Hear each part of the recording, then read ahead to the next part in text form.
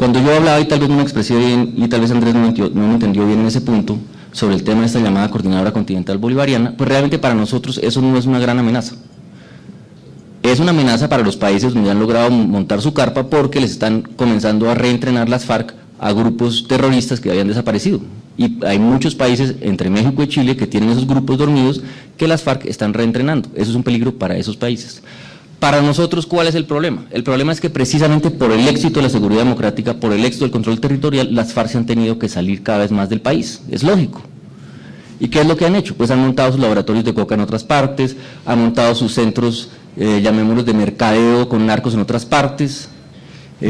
Lo que hacía antes Acacio hasta cierto punto en Barrancominas hace 7 años, se hace hoy por fuera del país, por personas que no son conocidas por el público. Les menciono solamente uno: Oliver Solarte, bloque sur de las FARC, maneja todos los contactos del narcotráfico del sur del país con narcos que llegan de todas partes del mundo por fuera del país, porque en el país no lo puede hacer.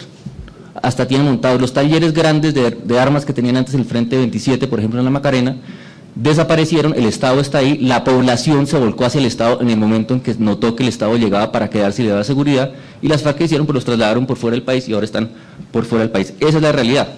¿Cuál es el reto estratégico? Para moverme un poquito de lo más operacional y táctico a lo estratégico. Y lo que estábamos tratando de decir, y es que no es que las FARC sigan existiendo solamente por el tema externo, pero el tema externo es la principal razón hoy en día por la cual no se cierra esa puerta que va a llevar a las FARC a negociar o a desmovilizarse, o cual sea que sea el fin que se va a dar. Y eso no es solamente aquí, así es, en todas partes del mundo ha ocurrido de la misma manera. Ejemplo muy visto, miren el IRA, que realmente era una organización con un alto sentido de pertenencia y muy disciplinada. ¿Cuándo negocia el IRA? Pues el IRA negocia cuando la República de Irlanda deja de darle santuario, cuando se da cuenta que no tiene para dónde coger, que la tienen completamente controlada, y en ese momento se da cuenta, no hay para dónde coger, vamos a negociar, y firman el acuerdo de Viernes Santo en el 98. Aquí va a ser lo mismo. El problema es que todavía tiene una puerta muy grande abierta que está en lo internacional, está desafortunadamente en los países vecinos. Con la ayuda de esos países resolvemos el problema de Colombia y terminamos con esta trágica historia de violencia que tenemos. ¿Qué pueden hacer las FARC? A nivel táctico, y aquí insisto, en el punto que mencioné al comienzo, y es que lo que ha sido su fortaleza histórica, que es que tienen un despliegue amplio en un territorio muy grande, se les vuelve una enorme debilidad a la hora de tratar de revertir una situación, porque no hay nada que puedan hacer que vaya a cambiar esa situación en un territorio tan amplio. Las FARC, ustedes saben, están obsesionadas con conseguir misiles tierra-aire, están ensayando por todos lados, llevan muchos años, últimamente han hecho unos esfuerzos buenos gracias a apoyos que han tenido en el extranjero, pero de todas maneras, incluso si los consiguen, nunca darán un cambio estratégico del tipo que se pudo dar en El Salvador, sencillamente porque las dimensiones son otras y porque en El Salvador el FML venía de una gran ofensiva sobre San Salvador, con una base social bastante amplia, y ninguna de esas condiciones se da en Colombia, de manera que incluso que si las FARC lograran eso, no tendría efectos estratégicos. Otra opción obviamente es lanzarse a hacer una campaña de terrorismo en las ciudades, sería lo más vistoso, lo más visible, pero pues irían en contravía de todo lo que están diciendo y de su afán por no ser designados terroristas. Y probablemente la otra cosa que van a intentar hacer, como lo sabemos que están haciendo, es lograr asesinatos de personalidades. ¿Qué más tienen por hacer? El verdadero flotador que han tenido las FARC todo este tiempo ha sido el tema de los secuestrados, como ustedes saben mejor que yo, y por eso el acuerdo humanitario ha sido esencial. El acuerdo les ha permitido esconder, poner en la penumbra la enorme brecha que hay entre la realidad de lo que ellos son sobre el terreno y su imagen hacia afuera. Pero eso también se les está acabando. Y uno ve esa lógica muy claramente en la decisión de FARC de escoger Pradera y Florida como los municipios para el intercambio. Aquí, coincidencialmente, leyendo cosas, encontramos la explicación de por qué pregunta, ¿por qué escogen las FARC Pradera y Florida? ¿Por qué las escogen? Yo sé que tienen unos propagandistas que van por todo el mundo dando explicaciones supuestamente estratégicas, pero la explicación es muy sencilla.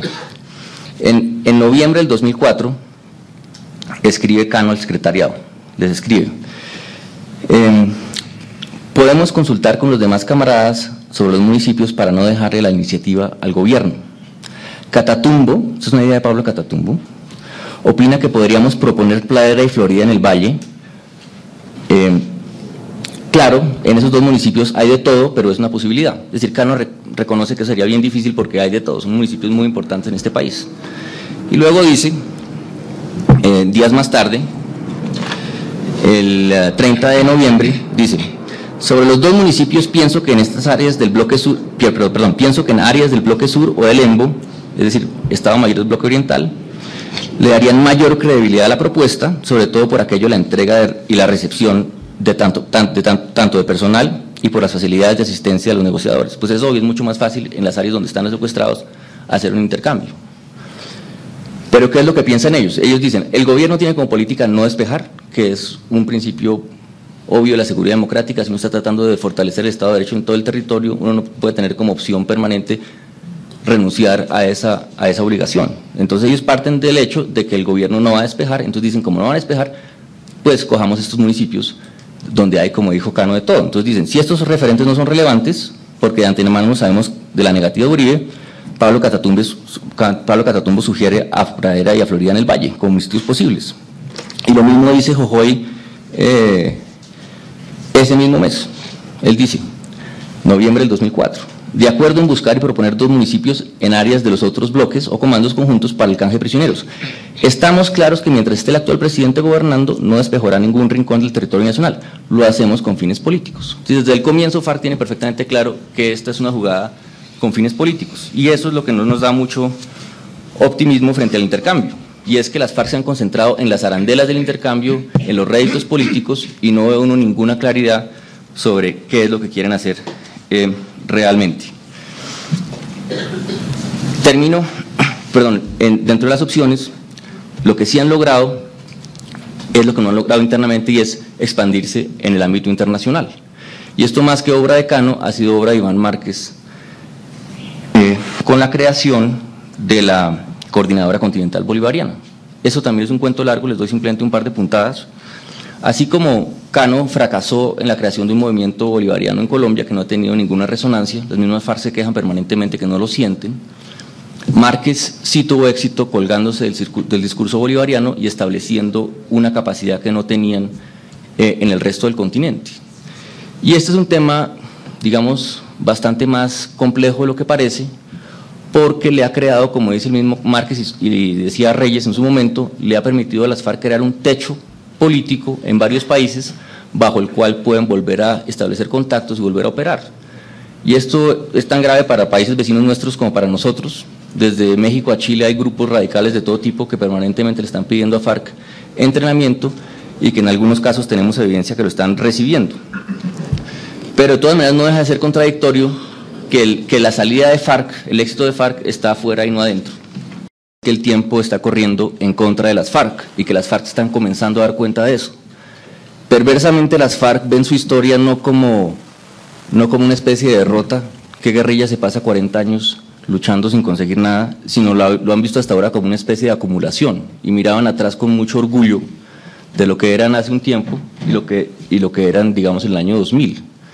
Esa lógica se revertió y las FARC hoy, a menos que se engañen profundamente, como desafortunadamente con frecuencia ocurre, se están dando cuenta que las cosas van en su contra. Y el segundo punto que mencionaría yo básico es que lo que ha sido su fortaleza histórica, que es el amplio despliegue territorial que tienen y la falta de una presencia del Estado en esas zonas, esa fortaleza histórica se les ha convertido ahora en una debilidad, porque a la hora de revertir la situación no van a tener la capacidad, precisamente por esas mismas razones, por la amplitud del territorio y de su despliegue, de recuperar lo que han perdido. De manera que yo creo que el cambio en las FARC es irreversible y pase lo que pase con ellas, jamás volverán a ser lo que eran hace, digamos, unos 8 años. Menciono 3 aspectos de este cambio, a mi juicio irreversible, en la situación de las FARC. 3 aspectos que muestran una profunda descomposición en sus filas. El primero, y tal vez el más importante, es la fractura muy seria de sus estructuras de comando y control. Segundo, es la pérdida de moral, y el tercero son sus problemas de finanzas y logística. ¿Qué quiere decir comando y control, o en castellano más correcto, mando y control? Les doy una definición de un escritor clásico militar, Martin Van Crevel. que lo describe de la manera más sencilla, dice: el comando y control es la función que se tiene que ejercer continuamente para que un ejército pueda existir y operar. Así de sencillo, para que pueda existir y operar. ¿Por qué? Porque para poder existir, cualquier organización con aspiraciones militares tiene que tener una logística que le traiga su alimentación, tiene que tener logística que le traiga salud y tiene que abastecerse, obviamente. Y eso, para hacer eso necesita una estructura de comando y control. Y obviamente para operar, tiene que conseguir inteligencia, tiene que planear operaciones, las tiene que ejecutar y tiene que monitorear su desarrollo. Todo depende de que tenga un sistema nervioso que funciona. Eso es lo que es el comando y control, es el sistema nervioso de una organización. Y sobre todo en las épocas modernas,